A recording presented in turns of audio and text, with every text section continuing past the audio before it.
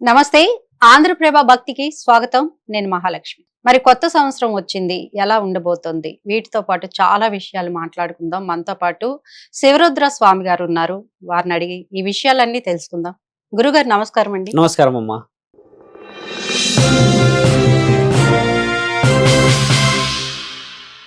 ఇప్పుడు ఇంత పూజలు ఇవి చేస్తున్న మీకే పూజకు అడ్డొస్తుంది.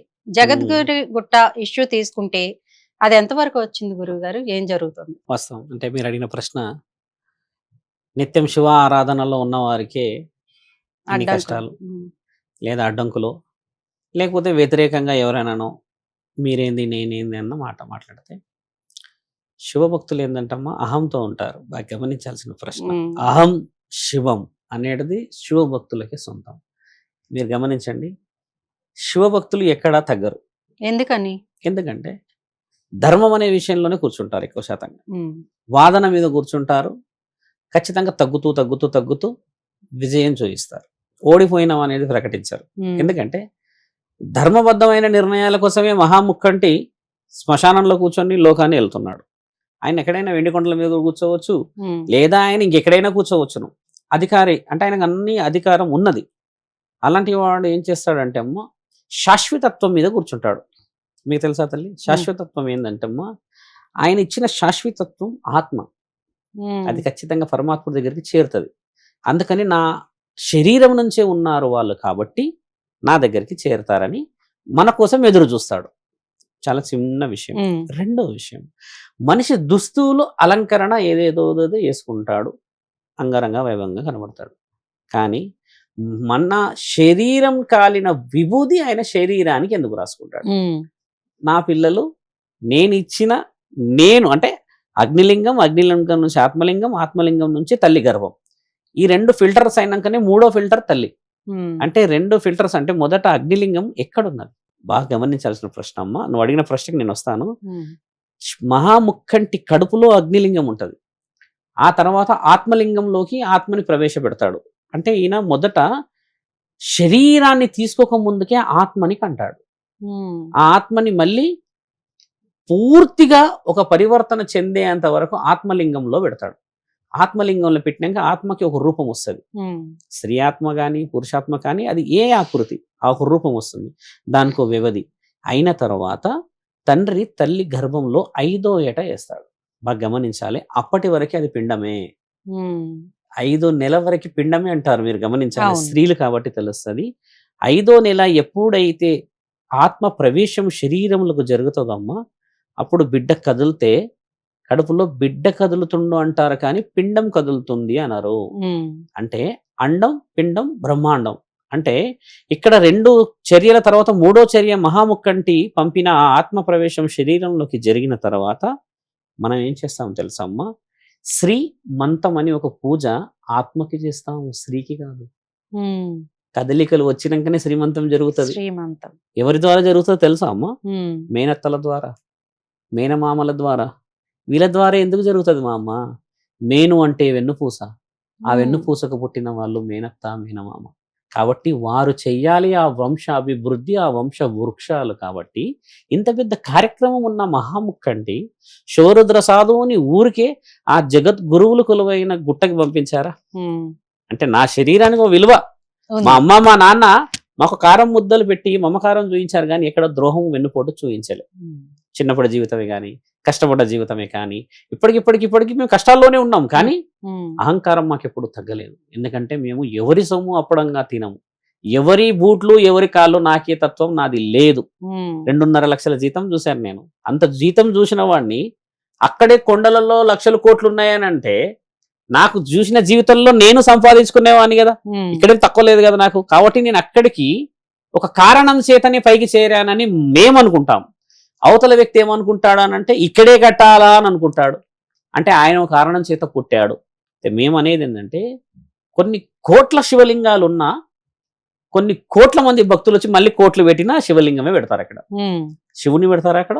పెట్టండి. పెట్టలేరు కదా, శివలింగమే పెడతారు. ఉమ్. కాబట్టి ఏంటంటమ్మా, స్వయంగా వెలిసిన మహాక్షేత్రం కేదారేశ్వరాలయం ఇప్పుడు ఏదైతే ఉందో అమ్మా కేదార్నాథ్లో, ఉమ్, అదే శివలింగం త్రిభుజాకారంగా ఉంది అక్కడ. అలాంటి శివలింగాన్ని నాకు కట్టే భాగ్యం పరమాత్ముడు ఇచ్చడం అంత సులభంగా ఇస్తాడా? పాండవులకే నా తండ్రి దొరకలేడు అక్కడ కేదార్నాథ్కి వెళ్తే. ఎందుకని మీకు కళ్ళ కనిపించి చెప్పారా ఏంటి? అలా ఉండదు. కళ్ళలో కనిపించి ఎవరికి చెప్పరు, మీకు కూడా చెప్పరు. పరమాత్ముడు ఒక సమయం తీసి, ఒక ఆలోచన తీసి, ఒక ఆలోచన ద్వారా మనల్ని అక్కడ చేరుస్తాడు. ఇదే జీవిత సత్యం. మీరంటగా కళ్ళలో కనబడి చెప్పాల్సిన అవసరమే లేదు. మనల్ని ఆ గమ్యానికి చేరిస్తే చాలు. పక్క నుండి నడిపించుండొచ్చు మీలాంటి వాళ్ళ ద్వారా, ఛానళ్ళ ద్వారా కానీ, స్నేహితుల ద్వారా కానీ, లేకపోతే ఇంకెవరో ద్వారా కానీ అక్కడికి చేర్చారు. అంతకు మించి అక్కడే కట్టాలి, అక్కడే ఎందుకు కట్టకూడదు, ఎందుకు కట్టాలి, ఇంత పోరాటంలో ఎందుకు చేయాలన్న వితండవాదాలకు ప్రశ్న ఏంటంటమ్మా, అక్కడ కట్టాలనేది నిర్ణయించబడిన స్థలము కాబట్టే అక్కడికి వెళ్తాం మనం. త్రిభుజాకారం అనేది చాలా రాళ్ళు ఉన్నాయి, ఎక్కడెక్కడ కొండలలో వెళ్తే ఖచ్చితంగా దొరుకుతాయి. కానీ అక్కడ 30 గుడులతో, ఒక 14 ఎకరాల స్థలంతో, ఒక త్రిభుజాకారంతో ఉన్న శివలింగం మర్రి చెట్టు కింద ఉండదు కదా. కాబట్టి ఏంటంటమ్మా, జగద్గిరి గుట్ట ప్రాంతం ఏంటంటే జగద్గురువుల గుట్ట. అది జగద్గిరి గుట్ట కాదు దాని పేరు, జగత్ గురువుల గుట్ట. అంటే మీరు ఒకసారి గుట్టపైకి వస్తే అమ్మా, వేద పాఠశాలలో 40 మంది పిల్లలు, ఒక గురువు ఉంటాడు. ముందుకు వెళ్ళిన తర్వాత భద్రకాళి సమేత అక్కడ ఒక గురువు ఉంటాడు. వెనకెళ్తే వీరబ్రహ్మేంద్ర స్వామి అక్కడో గురువు ఉంటాడు. గోవిందరాజ ఆలయంలో ఒక గురువు ఉంటారు. అయ్యప్ప స్వామి ఆలయం, ఇప్పుడు నాతో ఏదైతే గొడవడుతున్నాడు మహానీయుడు, ఆయన గారు కూడా అయ్యప్ప స్వామి భక్తుడు, ఆయన గురువే. అంటే ఇన్ని గురువులు కలయిక కలిసిన ఆ గుడి ఖచ్చితంగా మమ్మల్ని అక్కడికి చేర్చినప్పుడు ఆ ప్రాంతానికి పేరు వస్తుంది, కానీ శివరుద్రకు వస్తుందా? ఈ దేహం ఎన్ని రోజులు బతుకుంటుంది? ఒక మాట కట్టేస్తాం గుడి, ఇంకో 15 ఏళ్ళు, 20 ఏళ్ళు, 30 ఏళ్ళకైతే మేము మట్టిలకు పోవాల్సిందే కదా. క్షేత్రం అనేది ఎలా ఉంటదంటే అమ్మా, మనకంటే ముందు అక్కడ పుణ్యాత్ములు నడియాడిన ప్రాంతం కావడం చేత ఆ పుణ్యానికి అర్హత ఉన్న వాళ్ళని పరమాత్ముడు చేర్చుకుంటాడు అక్కడ.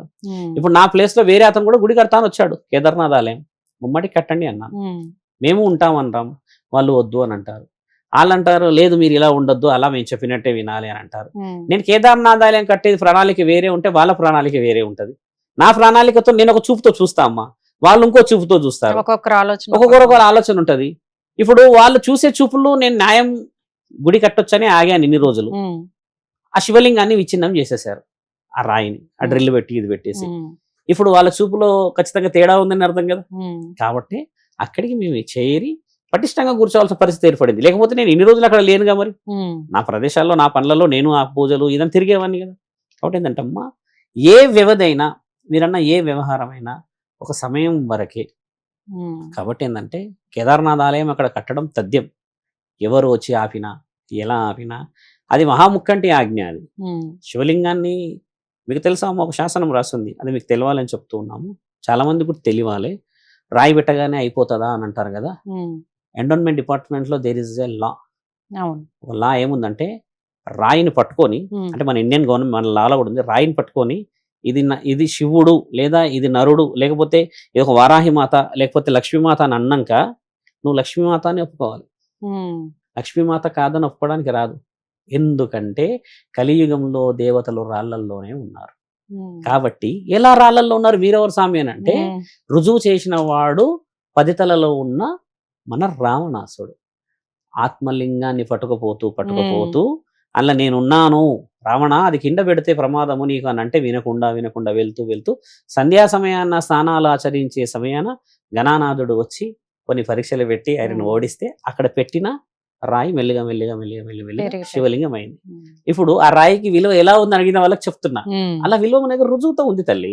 కాబట్టి ఇప్పుడు నేను పెట్టింది అక్కడ శివలింగం, నేను అనుకోను అక్కడ శివుడిని లోక శ్రేయస్సు కోసం పెట్టినాను అనుకుంటాం మేము. అందరు శివలింగమే అంటారమ్మా, ఏడవైన శివలింగం అంటారు. కేదార్నాథ్ ఆలయం కట్టిన తర్వాత 100 మందో 200 మందో 1000 మంది భక్తులు వచ్చారనుకోండి, శివుడిని దర్శించుకోపోతారు కానీ శివరుద్ర స్వామిని దర్శించుకోపోతారు. అతను ఆలోచించిన దానిలో తేడా ఉండాలి. కాబట్టి ఏంటంటే మీరు అడిగినది కళలో కనబడ్డారా అని అంటే ఇంకా మా తండ్రి కళలో కనబడలేదు. కనబడితే ఏం జరుగుతుందో గుట్ట పైన. కాబట్టి ఏంటంటే తండ్రి ఆశీర్వాద బలం ఉండాలి. ఆయన మన కోసం శ్మశానంలో ఉంటే శివలింగం మనం పెట్టి కట్టలేమో అమ్మ గుడి, అవునా కదా. కాబట్టి మీరు అడిగిన ప్రశ్న ప్రజలందరికీ చేరాలి. త్వరలో గుడి కట్టబోతున్నాం అక్కడ. కాబట్టి అక్కడ కొంతమంది హేతువాదులు ఉంటారు, వ్యతిరేకవాదులు ఉంటారు. అందరి మనసులు మారాలని మా కోరిక. ఎవరితో మేము గొడవ పడలేదు ఇంతవరకు. ఆ రోజు రభస జరిగింది. గొడవ ఎలా జరుగుతుందో తెలుసా అమ్మ? 10 మంది మీదకి 1000 మంది వస్తే గొడవ, వాళ్ళు 10 మంది మేము 10 ఉన్నాం, తుమ్ క్యా హై మై క్యా సమానంగా హై. ఉన్నారు. ఇక తోసుకున్నాడు అంటే ఆ కొండ ప్రాంతం, ఆ రాయి ప్రాంతం కాబట్టి ఇటు తోసుకున్నాడు అటు తోసుకుడు సహజంగా జరిగేది. ఉమ్, గొడవ ఏదంటే అమ్మా, మనిషిని మీరు అన్నట్టు కర్రలో బొర్రలో ఇంకేవో తీసుకొచ్చి కొట్టుకొని ఇది నాది నీవు అని వితండవాదన చేయడం. ప్రభుత్వ స్థలం తల్లి అది, ఆ, కంప్లీట్ గా 678 ఎకరాల స్థలం ప్రభుత్వ భూమి. ఉమ్, అందులో ఎండోన్మెంట్ వారు అర్జీ పెట్టారు 14 ఎకరాలు మాకు గుడికి వెంకటేశ్వర స్వామి ఆలయానికి కావాలి అని. ఉమ్, ఇప్పుడు ప్రభుత్వంది తర్వాత ఎండోన్మెంట్ ఇద్దరి హక్కులతోని మేము మిగతా వాళ్ళు కట్టుకున్న ప్రకారం హక్కులు అడుగుతున్నాం. స్వార్థంగా వాళ్ళు ఏమంటారంటే ఇదంతా నాకే అంటారు. నేనేమంటా ఆ చిన్న దాంట్లో కేదార్నాథ్ కడతా అని నేను అంటాను. ఉమ్. అవతల వ్యక్తి ఏమంటారు ఇంత కడితే ఇదంతా ఎత్తకపోతామని ఇంకోళ్ళు అంటారు. చాలా విషయాలు మాతో పాటు మేము అడిగిన ప్రతి ప్రశ్నకి ఎంతో లోతైన సమాధానాలు ఇచ్చారు గురుగారు. నమస్కారం. నమస్కారం.